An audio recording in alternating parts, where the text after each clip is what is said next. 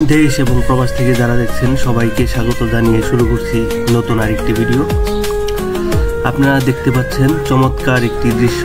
এটি সাভার নবীনগরের একটি দৃশ্য।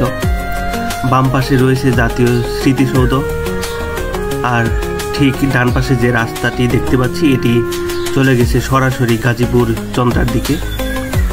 আর সোজা যে রাস্তাটি দেখতে পাচ্ছি সোজা একেবারে সোজা হাইওয়ে, এটি চলে গেছে আরিচার দিকে, মানিকগঞ্জ হয়ে আরিচা, ঢাকা আরিচা হাইওয়ে এটি। আর এই পাশে দেখতে পাচ্ছি আর্মি গল্ফ ক্লাব।